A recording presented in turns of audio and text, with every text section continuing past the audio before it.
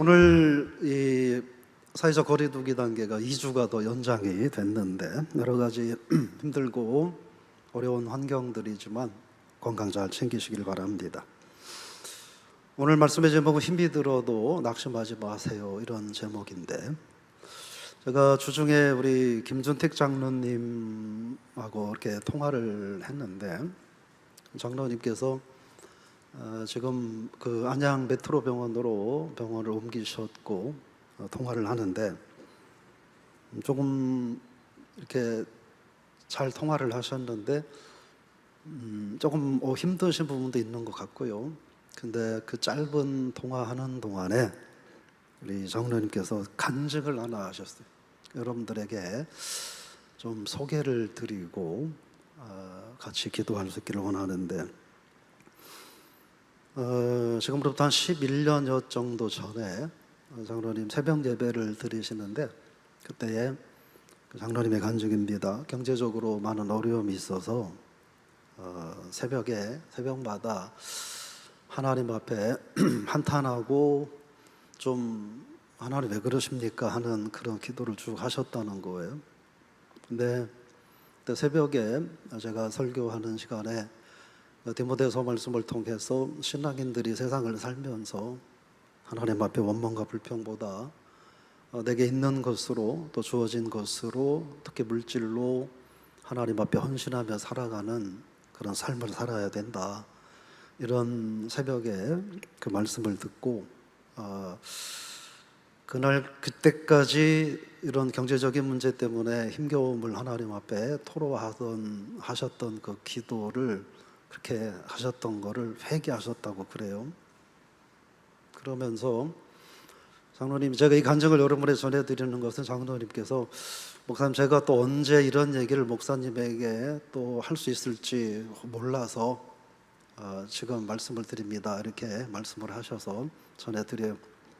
그러면서 10여 년 전부터 장로님께서 경제적으로 여러 가지 어려움은 있지만 그것 때문에 하나님 앞에 원망하고 이러던 삶을 회개하고, 그 다음부터 하나님, 내가 어렵지만 하나님 앞에 10의 2조를 드리겠습니다 결단하시고, 어려웠지만 하나님 앞에 원망하는 기도를 해야 될 만큼 어려움이 있었지만 그날부터 10의 2조를 하나님 앞에 드리기로 결단하고, 10의 1조는 하나님 앞에 11조로 드리고, 또 10의 1조는 그래도 나보다 어려운 이웃들을 위해서 하나님 앞에 드리는 삶을 살았습니다.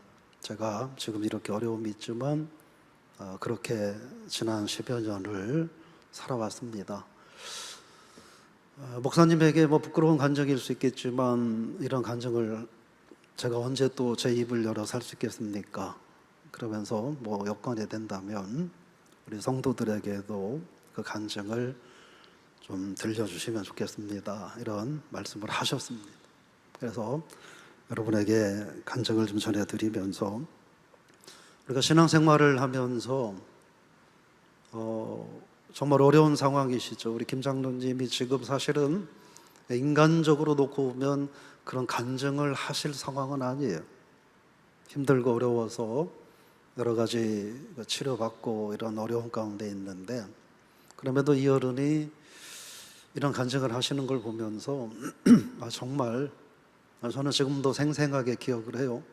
장로님이 조금만 건강이 되면 새벽 예배를 나오셔서 제 뒤에 자리에 앉으셔서 한 번도 빠지지 않고 어려움 당하는 성도들을 위하여, 그리고 또 담임 목사, 또 부목사, 전도사님들, 교역자들을 위해서 한 사람 한 사람을 위해서 간절하게 기도하셨던 그 기도가 그립기도 합니다.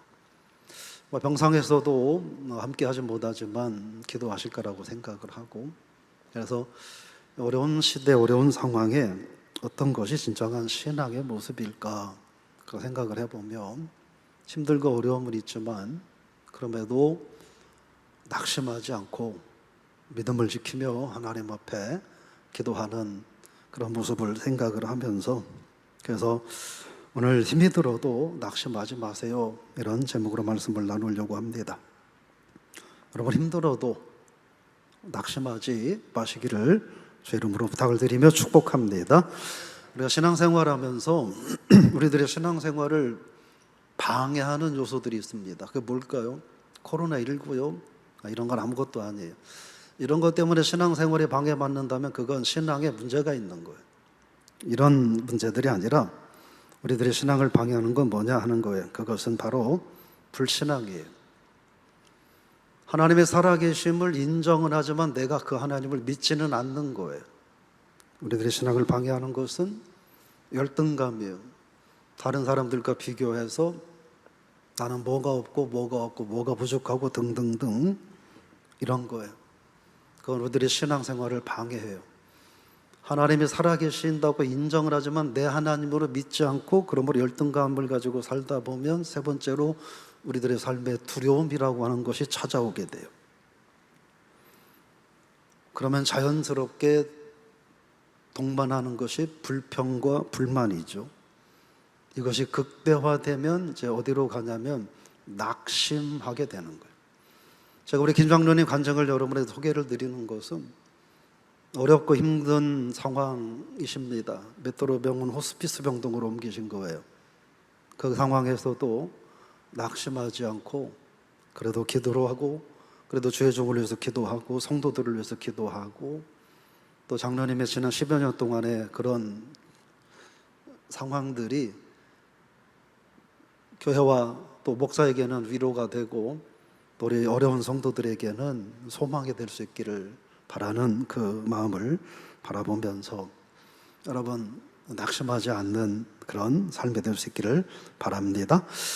무더운 여름날 한 청년이 너무 더워서 허덕이다가 우연찮게 발견한 냉동 창고를 보면서 야 저기는 얼마나 시원할까. 저도 가끔 이렇게 시골에 가면 냉동 창고를 갖고 있는 데가 많이 있어요. 가끔은 거기 물론 그 안에서 옛날에 학교 다닐 때는 일도 해봤어요. 정말 시원해요. 뭐 저온 창고라고 이야기하죠. 냉동 창고라기보다는. 근데 이제 냉동 창고예요. 얼마나 시원할까. 그래서 호기심에 냉동 창고 문을 열고 들어갔는데 문이 꽝 닫힌 거예요. 근데 어떤 구조인지 모르지만 안에서는 문을 열 수 없는 이런 구조가 돼서 이 청년이 문이 닫히는 걸 보고 깜짝 놀라서 문을 열려고 하는데 안 열리는 거예요. 막 벽을 두드려 보고 별의별 방법을 다 했는데도 어느 누구도 문을 열어주지 않습니다. 청년이 절망감에 사로잡혀서 나 이제 죽게 되는구나 생각을 하고 어떤 유서를 써내려가기 시작을 했다는 거죠. 죽음의 그림자가 조금씩 내게 드리워온다. 나는 점점 죽어가고 있다. 나는 멀지 않아서 꽁꽁 얼어서 죽을 것이다. 이렇게 유서를 썼다는 겁니다. 그러고 나서 다음날 사람들이 이 냉동 창고를 열었는데 이 안에서 젊은 청년이 죽어 있는 거예요. 왜 죽어 있을까? 냉동 창고를 살펴보니까 이 냉동 창고는 작동되지 않는 상태였어요.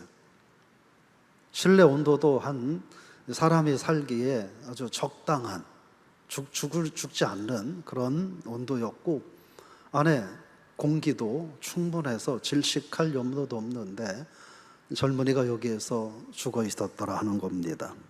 사실일런지는 모르지만 나는 아무도 나를 도와주지 않고 나는 이 냉동 창고에서 얼어 죽을 거라고 하는 그 절망감이 이 청년을 죽게 한 것이다. 이렇게 얘기를 합니다.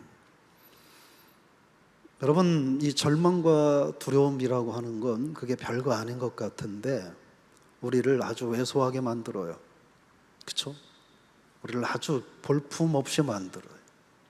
아주 우리를 초라하게 만들고 아주 우리를 두려움에 벌벌 떠는 존재로 우리를 만들어버려요. 저는 소망하기는 우리가 지난 한 5월경에 코로나19 때문에 어려움을 겪지 않았습니까? 어려움을 겪었는데 그것이 물론 그것 때문에 정말 많이 놀란 분들도 있고 직장에서 그 이후로도 여러 가지 어려움 가운데 있었던 분들도 제가 알고 있고 여러 가지 힘든 일이 있었던 것도 아는데 오늘 말씀을 통해서 그런 일들이 우리들에게 이 두려운 기억이 돼서 오늘 하나님의 은혜를 우리가 누리지 못하고 오늘 주시는 하나님의 평강을 누리지 못하는 그런 나쁜 기억과 나쁜 상처가 되지 않았으면 좋겠다, 그런 생각을 해봐요. 왜냐하면 그런 기억과 절망에 사로잡히면 여러분, 뭐 예를 들어서 우리가 뭔가를 정말 두려움에 사로잡히고 있어요. 그런데 밤이 어두워요. 근데 이쪽에 달이 떴어요. 그런데 저 창가로 위에서 있었던 뭐 썩은 밧줄 하나가 창가 근처에 왔다 갔다 해요. 근데 내가 두려움에 사로잡힌 상태로 그 창가에 달빛으로 비치는 이 썩은 밧줄을 우리는 보면 그게 막 무시무시한 괴물처럼 보인다고요. 사실은 썩은 동아줄이에요. 그냥 애기들이 잡아도 끊어질 아무것도 아닌데 내가 무서움과 두려움으로 있으면 그것들이 나를 위협하는 무서운 것으로 느껴지게 되는 거예요. 그래서 낙심하지 말아야 되고, 그래도 절망하지 말아야 된다 하는 겁니다. 절망한다, 낙심한다라는 말은 그냥 아이고 뭐 다 틀렸다 이런 정도의 얘기가 아니에요. 절망한다고 하는 말은, 낙망한다고 하는 말은 하나님의 백성이 마귀에게 쳐서 다 포기하고 좌절하고 있는 상태, 이게 낙심, 절망, 낭망이라는 거예요. 오늘 하나님께서는 우리에게 낙심하지 말라 이렇게 말씀하십니다. 9절 말씀해 보니까 이렇게 말씀하십니다. 읽어볼까요? 우리가 선을 행하되 낙심하지 말지니 포기하지 아니하면 때가 이름에 거두리라. 낙심하지 마라. 에베소서 2장 10절에 보니까 우리는 하나님이 만드셨다. 왜 만드셨느냐? 그리스도 예수 안에서 뭐를 하라고요? 선한 일을 하라고 우리를 만드셨다. 이렇게 말씀하고 있습니다. 지금 여러 가지 이런저런 상황과 환경이 있지만, 앞으로도 우리에게 여러 가지 많은 환경들이 있겠지만, 그럼에도 하나님이 우리를 만드신 목적은, 그럼에도 우리를 하나님이 너 그만 천국에 와라 라고 불러가지 않으시고 그 상황과 환경 속에 노출돼서 살도록 우리를 놔두신 것은 그것들 때문에 두려워서 벌벌 떨며 몸을 움츠리고 숨어들으라고 한 게 아니라, 그럼에도 불구하고 너희는 선을 행하라, 그리고 낙심하지 말아라. 내가 그것 때문에 너를 이 땅에 보낸 거다. 지금 너에게 건강 준 것도, 너에게 지식과 세상의 물질, 필요한 모든 것들을 지금 허락해 준 것도 바로 하나님의 선을 행하라, 내가 너에게 허락한 것이다. 이 사실을 우리가 기억해야 합니다. 선이 뭘까요? 길에 떨어진 휴지 한 장 줍는 것 정도의 선을 말하는 것이 아니에요. 여기서 말하는 선은 하나님께서 믿고 맡기신 사명, 하나님의 영광을 드러내는 일, 그것을 감당하라는 거예요. 하나님 앞에 찬양 드리고, 하나님께서 뜻과 계획이 있어서 세우신 하나님의 교회, 여러분의 가정, 각자에게 주어진 본분과 사명 성실하게 감당하며 살아가라는 것이에요. 그것이 선이에요. 그것이 선이에요. 근데 오늘 말씀해 보면 신앙인들이 그런 선을 감당하다가 낙심할 때가 있다는 거예요. 우리가 왜일까 생각을 해보죠. 아마 이 몇 가지 경우에 저 여러분들이 해당되는 경우도 있을 거라고 보는데, 내가 나름대로 하나님 영광에서 열심히 일을 해요. 내게 주어진 사명도 열심히 감당을 해요. 근데 왜 우리가 낙심할까요? 보상이 없기 때문에 낙심할 수 있어요. 말 한마디라도 고맙습니다, 수고하십니다 라는 이야기를 하면 좋은데, 아이고 뭐 잘난 척 한다고 하고 인정과 칭찬보다는 비난과 모함이 있을 때, 그때 낙심하게 됩니다. 육을 가진 인간인지라 또 피곤할 때 우리가 낙심할 수밖에 없어요. 그건 어쩔 수 없는 우리들의 한계죠. 또 사람의 말을 너무 귀담아 들을 때 우리가 낙심할 수 있어요. 여러분, 그 마더 테레사 수녀를 아시죠? 마더 테레사 수녀에게 어떤 사람이 물어봤어요. 아니 당신은 도대체 뭔 영화를 보겠다고 이렇게 보잘것없고 굶주리고 헐벗고 가난하고 무지한 사람들 틈에 와서 그 고생을 하느냐? 너무 무의미한 일이 아니냐라고 그렇게 물었어요. 그러자 말하기를, 나는 내가 여기 와 있음으로 인해서 아픈 사람들의 숫자가 줄어들지 않는다 할지라도, 우리나라가 더 모든 사람들이 잘 사는 나라가 되지 않는다 할지라도, 그런다 할지라도 하나님은 나에게 이 가난한 사람들과 이 아픈 사람들을 돌보라고 하나님이 내게 사명을 주셨기 때문에 나는 이 일을 하는 것뿐입니다 라고 대답을 했다고 하는 거예요.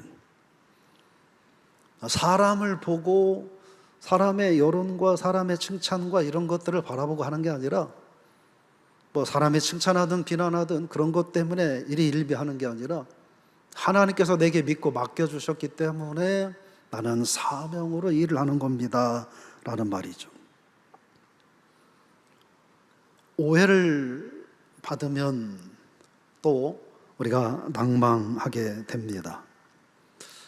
근데 여러분, 우리 하나님 기뻐하시는 일을 행하고 있다면 어떤 상황이 있다 하더라도 여러분 낙심, 낭망, 실망, 좌절 안 하실 수 있기를 주의 이름으로 축원합니다. 오늘 7절 말씀해 보니까 말씀을 한번 읽어볼까요? 시작.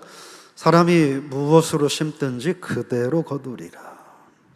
잠언 24장 12절 말씀 밑에 한 줄만 읽어보겠습니다.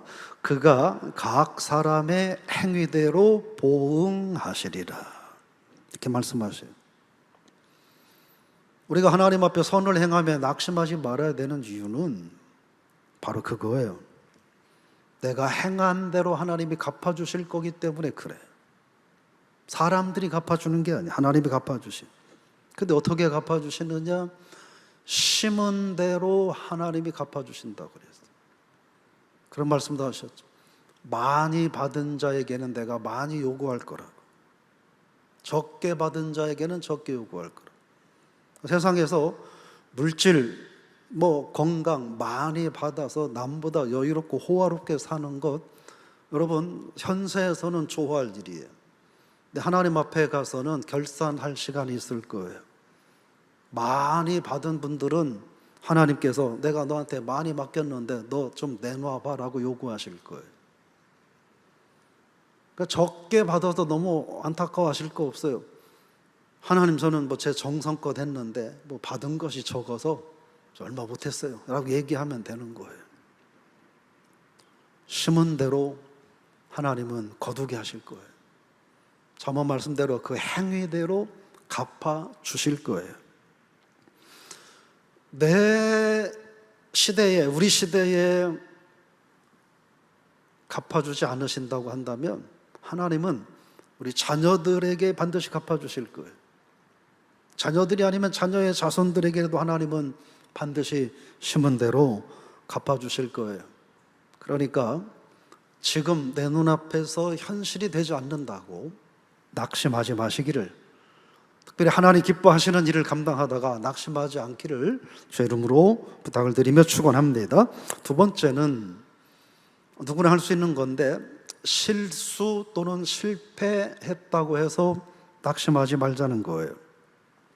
내가 원하는 일이 뜻대로 되지 않을 때, 결과가 내가 원하는 결과물이 나오지 않을 때 우리는 좌절하거나 낙심하기도 합니다. 내가 원하는 만큼 되지 않고 아예 정반대로 이루어지지 않으면 우리는 실패했다고도 말합니다.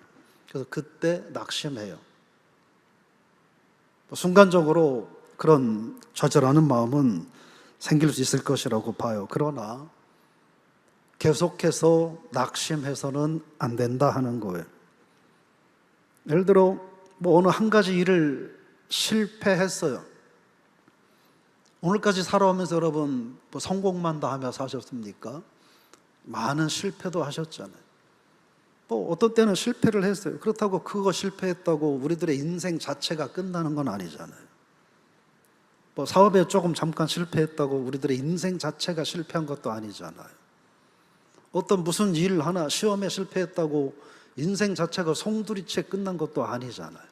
그냥 그 사업, 그 일에 우리는 실패했을 뿐이에요.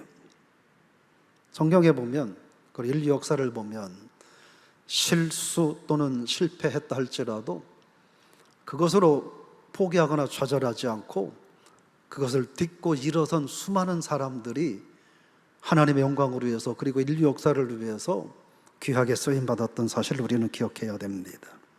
모세, 아브라함, 다윗 등등 수많은 사람들이 실수, 실패를 했지만 극복하고 하나님 영광 위해서 승리로운 삶을 살았어요. 그럼 여러분, 어떤 어려움과 실패 또는 실수 있다 하더라도 결코 낙심하지 마시고 승리할 수 있기를 주 이름으로 축원합니다. 많이 들으셨을 거예요. 아브라함 링컨 대통령이 잘생겼죠. 미국의 16대 대통령이잖아요. 1831년 사업에 실패를 했어요. 1832년 주의원으로 나왔는데 낙선했고 33년 사업 실패로 인해서 그때 진 빚을 17년 동안 갚느라고 죽을 고생을 했다고 그래요.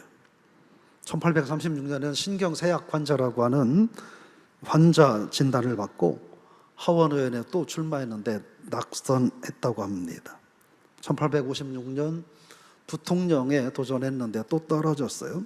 그러나 좌절하지 않고 1860년 다시 미국의 대통령에 도전해서 유명한 미국의 16대 대통령이 되었다고 하는 것입니다. 여러분, 운동 경기도 그렇잖아요. 야구는 언제부터 진짜라고요? 투아웃에 그 다음에 투 스트라이크 3볼 9회 말, 요때가 진짜라고 그러잖아요. 그때 역전도 될 수 있는 거예요. 심판의 종료 휘슬이 끝나기 전까지는 끝난 게 아니잖아요. 우리들의 인생도 그러지 않겠습니까? 하나님이 저와 여러분들을 인생에서 너 그만 여기까지 하고 인생사 정리해서 내게 와서 결산하자고 부르시기 전까지는 끝난 거 아니에요. 우리 김준택 장로님처럼 지금 병상에 계시지만 그러나 그 가운데에서도 하나님께 영광 돌리는 삶을 살 수 있는 거예요. 주님이 부르실 때까지는 끝날 게 아니에요. 그러므로 우리들이 어떤 힘들고 어려운 상황이 있다 할지라도 우리가 승리하는 삶을 살아야 되는데, 그러기 위해서는 실패의 기억, 실패의 감정을 가지고 살면 안 된다는 거예요. 우리 교회가 지난 코로나 때문에 어려움이 있었지만 그때 그 기억을 가지고 살면 어떻게 신앙생활을 할 수 있겠어요? 어떻게 하나님 앞에 예배를 드릴 수 있겠어요? 여러분, 그 감정과 기억들을 모두 떨쳐버릴 수 있기를 주의 이름으로 축원합니다. 왜냐하면 그 기억과 감정들을 떨쳐버리지 않으면 그게 내 속에 남아있어요. 그냥 남아있는 것으로 끝나면 되는데 그렇지 않아요.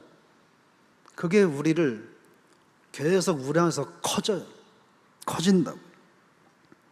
그래서 사람을 무기력하고 아주 번아웃 되게 만들어요. 한 심리학자의 말에 의하면 사람이 번아웃 되는 과정이 5단계가 있다고 그럽니다. 저 그림을 보세요. 나름대로 좀 괜찮다가 조금 문제가 생기고 조금 더 문제가 생기고 아주 좀 걱정스러워지고 완전히 널브러져 버리죠. 1단계는 매사가 좀 짜증스럽다는 거예요. 마음도 좀 괜히 불편하고 그렇다는 거예요. 근데 내가 그런 사람인지는 자기도 모르는 거예요. 자기도 눈치채지 못하는 단계. 2단계는 뭐를 해도 효과가 별로 나오지 않고 뭔가 괜히 짜증나고 지루하게 여겨진다는 거예요. 3단계는 그러다가 사람도 싫어지고 일도 싫어지는 단계가 된다는 거죠. 4단계는 아휴, 안 된다, 포기하고 절망하게 된다는 거예요. 이 4단계가 되면 아주 심각한 위기 단계.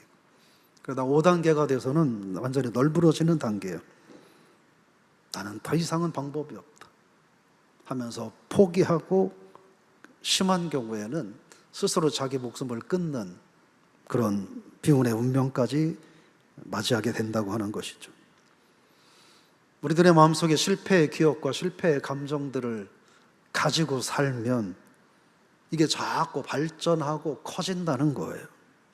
그래서 안 된다는 거예요. 누구나 다 실패할 수 있고 실수할 수 있고 좋지 못한 기억과 감정들이 있을 수 있죠. 이것을 여러분 버리고 털어버리고 살 수 있기를 주의 이름으로 축원합니다. 근데 이게 그냥 털어진다고 털어지느냐 하는 거예요. 코로나 때문에 하나님 앞에 예배 드리는 것이 조금 불편하고 또 뭐 좋지 않은 기억도 있었는데 그렇다고 그 기억만 가지고 있다고 해서 뭐 내 신앙이 달라지느냐는 그 기억만 가지고 그래서 하나님 앞에 예배 드리는 것이 더 불편해지고 조심스러워지고 싫어지고 두려워지고 이렇게 되면 결국 우리들의 신앙은 회복 불가능할 신앙으로 자꾸 침체될 수밖에 없다는 거예요. 그래서 이러한 실패의 기억과 실패의 감정을 극복할 수 있는 길은 뭐냐 하는 거예요. 그것은 그러면 그럴수록 더 규칙적으로 신앙생활을 하는 것밖에 없어요. 규칙적으로. 지금 같은 팬데믹 상황에서는 더더욱 마찬가지죠. 이런 상황이 아닐 때도 그나마 예수 믿는 걸로 대충 믿었는데 이런 상황 때문에 예배 드리는 것 자체도 드리지 않고 그나마 교회도 나오지 않고 이렇게 살아가면 어떻게 그 신앙이 유지될 수 있겠느냐 하는 거예요.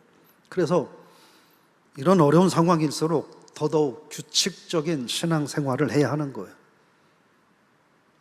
예배 참석이 불편하고 어려우면 온라인을 통해서 영상으로 예배를 드리니 그 시간에 영상 예배에 참여하고 정말 상황이 부득이해서 그것마저도 어려우면 내가 개인적으로라도 하나님 앞에 내가 나아가서 엎드려 기도하는 개인의 경건의 시간을 갖는 삶을 살아야 되는 거예요. 그래야 낙심하지 않을 수 있어요. 또 반대로 자만하지 않을 수 있는 거예요. 오늘 저 여러분에게 이런저런 힘겨움이 있잖아요. 저는 솔직히 목회자로서 2주 더 연장한다는 이야기를 들으면서 예상은 했지만 조금 좀 짜증나요. 네, 좀 짜증나요. 어쩔 수 없는 상황이기 때문에 하는 거는 알겠는데 그냥 목사의 마음으로 그냥 짜증나요. 성도들이 또 이것 때문에 예배를 드리지 못하겠구나. 교회가 예배에 또 제한을 받아야 되겠구나. 네, 그런 마음이 솔직히 들을 때도 있어요. 근데 그것마저 그냥 놓아버리려고 그래요. 그것마저 하나님 앞에 맡기려고 그래요. 그리고 우리가 할 수 있는 최선을 다해요. 현재 상황 속에서 우리가 할 수 있는 모든 방법을 다해서 하나님 앞에 더 적극적으로 성실하게 예배를 드려야 되겠다 그런 생각을 해봐요. 즉 힘들고 어렵지만 소망 가지고 우리를 낭망하게 하지만 그러나 좌절하지 말고 하나님 의지하고 살아야 되겠다 하는 것입니다. 잠언 24장 16절 말씀해 보니까 우리 한번 같이 읽어볼까요? 대저 의인은 7번 넘어질지라도 다시 일어나려니와 악인은 재앙으로 말미암아 엎드러지느니라. 다시 한번 읽어볼까요? 대저 의인은 7번 넘어질지라도 다시 일어나려니와 악인은 재앙으로 말미암아 엎드러지느니라. 코로나19 팬데믹 또 건강의 문제, 물질의 문제, 뭐 등등 수많은 인생의 문제들로 인해서 우리가 넘어질 수 있어요. 엎드러질 수 있어요. 그러나 7번 넘어졌으면 8번째 일어나면 되는 거예요. 10번 넘어졌어요. 그럼 11번째 일어나면 되는 거예요. 여러분 그렇게 살 수 있기를 주 이름으로 축원합니다. 왜요? 로마서 8장 28절 말씀이 이렇게 말씀하시기 때문이에요. 고백해 볼까요? 우리가 알거니와 하나님을 사랑하는 자 곧 그의 뜻대로 부르심을 입은 자들에게는 모든 것이 합력하여 선을 이루느니라. 다시 한번요. 우리가 알거니와 하나님을 사랑하는 자 곧 그의 뜻대로 부르심을 입은 자들에게는 모든 것이 합력하여 선을 이루느니라. 모든 것이요. 내 실패까지도 하나님은 그것까지도 합력해서 하나님의 선을 이루실 줄로 믿습니다. 사무엘상 17장 32절에 파란 글자만 읽어볼까요? 사람이 낙담하지 말 것이라 말씀하셨어요. 우리는 다 연약해서 실수할 수 있어요. 실패할 수도 있어요. 오늘 성공한 것 같지만 내일 실패할 수도 있어요. 그러나 그렇다고 여러분 결코 낙심하지 마시기를 주의 이름으로 축원합니다.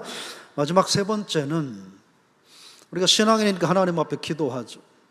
기도하다가 낙심하지 말아야 돼요. 제가 우리 김중택 장로님 얘기를 또 드리는 것은 장로님 힘드시죠? 그러면 아유 괜찮아요. 그래서 정말 힘들고 어려우실 텐데 낙심하지 않으셨어요. 그게 진짜 신앙인의 모습이 아닌가 그런 생각을 해봐요. 하나님께서 기도하면 응답해 준다고 하셨는데 기도 응답이 왜 나에게는 없을까? 우리가 그럴 때 낙심하죠. 우리가 한번 생각해 봐야 돼요. 우리가 하나님 앞에 믿음으로 기도했는데 응답되지 않아서 낙심될 때 우리가 낙심하지 말고 거꾸로 생각해 볼 필요가 있어요. 뭐냐?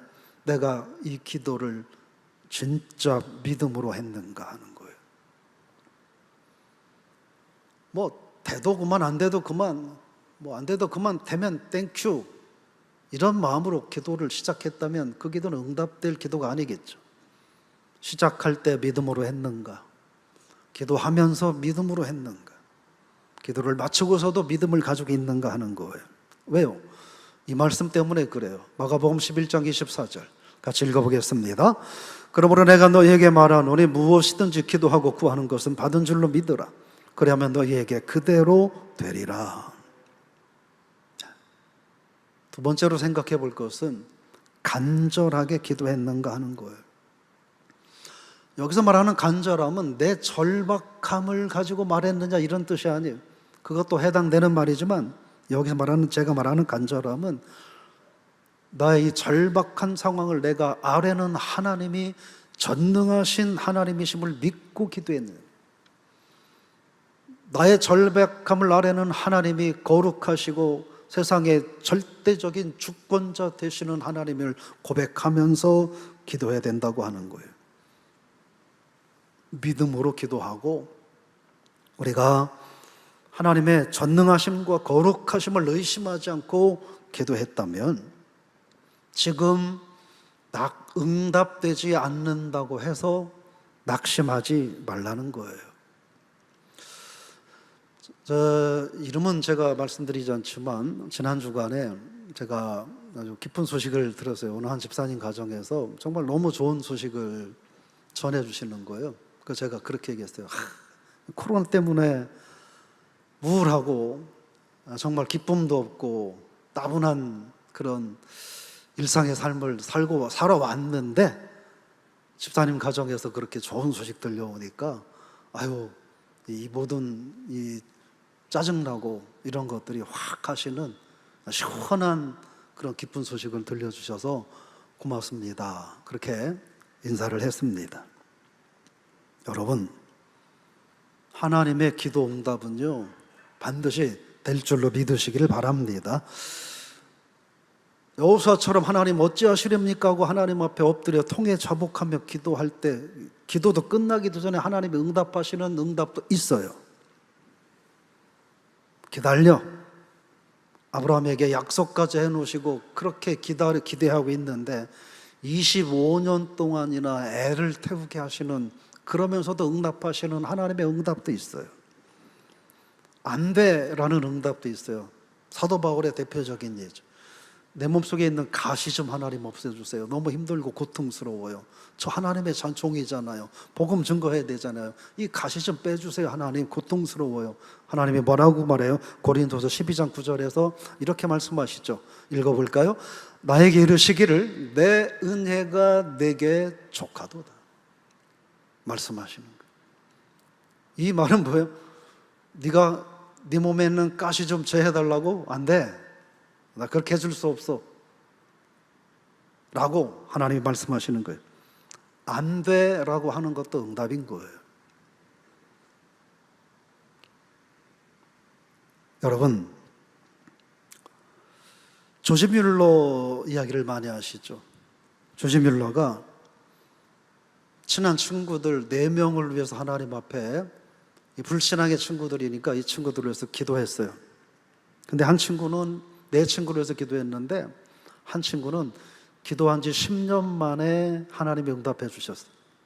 또 2번째 친구는 조금 오래 걸려서 20년. 그리고 3번째 친구는 자그마치 60년.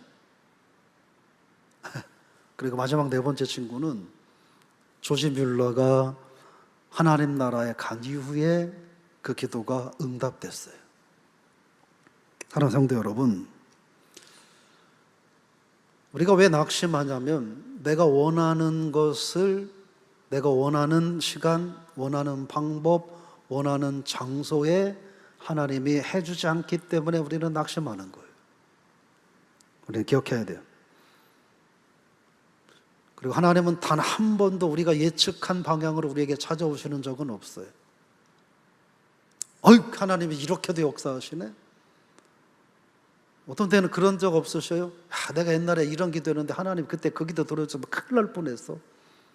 지금 하나님 이렇게 해주시는 게, 내가 그때 이렇게 기도했는데 그 기도 안 들어주시고 하나님 지금 이렇게 해주신 게 나한테 얼마나 축복인지 몰라. 이런 경험 없으셔요? 저 이런 경험 저도 해봤고 많은 분들이 이런 고백하는 것도 봤어요. 그게 하나님의 방법이에요. 낙심하지 않고 살아가는 하나님의 자녀들에게는 오늘 많은 장애물이 있고 오늘 많은 어려운 일들이 우리 앞에 가로막혀 있지만 낙심하지 않고 하나님을 의지하며 살아가는 신앙인들에게는 한 발자국 한 발자국, 그럼에도 머물거나 뒤로 물러서지 않고 한 발자국 한 발자국 앞으로 달려나갈 수 있는 그런 삶을 살 수 있게 되는 거예요. 하나님의 응답을 신뢰하고 믿기 때문에 포기하지 않고 끈기 있는 삶을 살 수 있는 거예요. 그래서 하나님이 오늘은 어떻게 은혜를 허락해 주실까? 하나님이 어떻게 오늘은 우리들에게 하나님의 살아계심을 보이실까? 설레이는 마음으로 기다리며 살 수 있는 거예요. 모든 것은 하나님의 때가 있어요. 오늘 9절 말씀입니다. 우리 한번 마음 모아서 같이 읽어볼까요? 우리가 선을 행하되 낙심하지 말지니 포기하지 아니하면 때가 이름에 거두리라. 다시 한번요. 우리가 선을 행하되 낙심하지 말지니 포기하지 아니하면 때가 이름에 거두리라 말씀하셨어요. 전도서 3장 1절에서 하나님 이렇게 말씀하셨어요. 읽어볼까요? 범사에 기한이 있고 천하 만사가 다 때가 있나니. 하나님의 때가 있어요. 코로나19의 상황이 지속되고 있지만 그러나 여러분 분명한 것은 그럼에도 불구하고 하나님의 때는 있어요. 낙심하고 두려워하고 좌절하고 하나님 앞에 선을 행하는, 하나님이 믿고 맡기신 하나님 영화롭게 하고 하나님께서 부여하신 사명을 감당하는 일을 소홀히 하는 삶이 아니라 그럼에도 불구하고 하나님 앞에 꾸준하게 심어 갈 수 있기를 주의 이름으로 축원합니다. 기도를 심으면 기도의 응답과 기도의 열매를 반드시 거두게 될 줄로 믿습니다. 하나님 앞에 충성을 심으면 요한계시록 2장 10절 말씀처럼 밑에 보면 네가 죽도록 충성하라 그리하면 내가 생명의 관을, 생명의 면류관을 내게 주리라 말씀하셨습니다. 힘들어도 심으실 수 있기를 주의 이름으로 축원합니다. 여러 가지 어려운 상황이 돼서 성전에 나와서 예배 드리는 것이 좀 어렵고 불편하다 할지라도, 그래서 가정에서 부득이하게 예배를 드린다 하면 가정에서 하나님 앞에 예배를 심고, 가정에서 하나님 앞에 기도를 심고, 가정에서 하나님 앞에 사명을 심고, 가정에서 하나님 앞에 물질을 심고, 가정에서 하나님 기뻐하시는 일을 심어 나가실 수 있기를 주의 이름으로 축원합니다. 심어야 돼요. 어디서라도 심어야 돼요. 낙심하고 포기하고, 마치 내가 낙심하고 포기하고 아무것도 하지 않는 것이 하나님 때문인 것처럼 하나님께 핑계 대려고 하지 말고 하나님의 때가 있음을 믿고 어떤 환경 속에서도 여러분 심을 수 있기를, 그래서 심은 대로 거두는 은혜가 있기를 주 이름으로 축원합니다. 메리 라이더라고 하는 분이 이런 기도문을 썼어요. 우리가 함께 기도하는 마음으로 같이 한번 기도문을 읽어보겠습니다. 짧은 3개의 기도문이요. 읽어보겠습니다. 이 세상 쓰라린 고통과 폭풍이 나를 애워쌀지라도 나는 기도하리라. 마지막 날이 가까이 와서 사단이 의로운 자를 찾고 거짓 예언자들이 횡행할 때에도 나는 기도하리라. 이 세상의 맹목적인 냉담이 나를 실망시킬 때에도 나는 기도하리라. 한 사람이 너무나 다급하고 너무나 급해서 간절하게 하나님을 찾았습니다. 하나님 어디 계십니까? 저 좀 도와주세요. 하나님 살아계시다면 저 좀 도와주세요. 하나님 어디 계십니까? 간절한 마음으로 부르짖었어요. 그때 환상 중에 한 화면이 이 청년의 눈에 보였어요. 그때 이런 글자가 보였어요. Nowhere. 어디에도 없다라는 뜻이죠. 이 말을, 이 환상을 순간적으로 바라본 청년이 실망했어요. 하나님, 나를 사랑하신다면서 내가 이렇게 힘들고 어려운데 내 곁에 계시지 않고 어디도 계시지 않다고요? 하나님, 그럼 나는 어떡하라고요? 하나님 저 좀 도와주십시오 라고 하나님 울부짖으며 기도할 때 화면이 바뀌었어요. Now, here. 여러분, 세상에서 아무리 절망스러운 상황이 있다 할지라도 하나님께서는 지금 여기에 나와 함께 하심을 믿으시기를 주 이름으로 축원합니다. 우리가 고난의 자리에 있다 할지라도 하나님은 지금 내 고난의 자리에 나와 함께 하심을 믿으시기를 바랍니다. 내가 실패해서 실패의 나락에 떨어져 있다 할지라도 하나님은 지금 그 실패의 자리에 나와 함께 하심을 기억하시길 바랍니다. 내고 너무 힘들고 고통스러워서 널브러져 있다 할지라도 하나님은 내가 쓰러져 있는 그 자리에 지금 나와 함께 하심을 여러분 경험하시기를 주 이름으로 축원합니다. 그래서 하나님이 나와 함께 하심을 믿고 낭망하지 마시고 찬양하고 영광 돌리고 찬양 준비 좀 부탁드립니다. 하나님 앞에 찬양하고 영광 돌리고 그렇게 기도할 수 있기를 바라요. 나는 찬양하리라. 아까 여러분 예배 전에 찬양 불렀잖아요. 나는 찬양하리라. 나는 기도하리라. 나는 하나님께 영광 돌리리. 여러분, 우리가 힘들어도 찬양하시고 힘들어도 하나님 앞에 기도하고 힘들어도 하나님께 영광 돌리고 그 얘기는 뭐예요? 나 아무리 힘들어도 결코 낙심하지 않겠다. 나 아무리 힘들어도 결코 포기하지 않겠다. 나 아무리 힘들어도 하나님은 찬양하겠다. 이 고백인 거예요. 저 여러분들이 그런 믿음에 그래서 아무리 힘들어도 낙심하지 말고 지금 하나님이 나와 함께 한다는 사실을 기억하고 승리하는 여러분의 삶이 되기를 주의 이름으로 축원합니다. 우리는 연약합니다. 눈에 보이지 않는 바이러스 하나 앞에서도 부들부들 떨 수밖에 없는 나약한 존재입니다. 세상의 작은 물질의 기복 앞에서도 한숨 지을 수밖에 없는 연약한 존재입니다. 아버지, 주님 그렇게 연약합니다. 근데 우리 주님은 강하십니다. 주님은 나의 아버지가 되십니다. 주님은 나의 하나님이 되십니다. 내 하나님은 능 있고 힘 있어 능치 못할 일이 전혀 없는 하나님이심을 믿습니다. 그래서 삶이 어렵다고 해서 내가 원하는 대로 세상 일이 돌아가지 않는다고 해서 낭망하거나 실망하지 않겠습니다. 좌절하지도 않겠습니다. 포기하지도 않겠습니다. 하나님의 성전에 나와 예배할 수 있는 환경이 되지 못한다면 가정에서 하나님 앞에 예배하겠습니다. 있는 자리에서 하나님 앞에 기도하겠습니다. 출근하는 차 안에서 하나님 앞에 예배하겠습니다. 그래서 우리가 어느 것을 핑계대고 우리들 스스로를 나약한 존재로 자꾸 바꾸어가지 않겠습니다. 그런 우리들이 되게 그런 우리들이 그런 삶을 살 수 있도록 성령이여 도와주옵소서. 우리 영원한 생명 되시는 예수 그리스도의 그 크신 은혜와 독생자를 주기까지 우리를 끊임없이 사랑하신 하나님 아버지의 그 크신 사랑과 지금도 우리 안에 거하시며 힘들지만 용기 내라, 내가 돕겠다, 내가 너를 위해서 같이 기도하겠다, 말할 수 없는 탄식으로 우리 위해서 간구하시는 성령의 위로, 인도, 교통, 축복하심이 간혹 실망하며 낙심하며 좌절하며 살았지만 이제는 낙심하지 않고 아무리 힘들어도 절망하지 않고 하나님 기뻐하시는 삶, 하나님 찬양 드리는 삶, 영광 돌리는 삶, 기도하는 삶, 사명 감당하는 삶 살겠노라. 다짐하고 기도하는 성도들과 가정에서 예배드리는 성도들, 그리고 우리 교회 위에 영원히 함께 하시기를 간절히 축원하옵나이다. 아멘.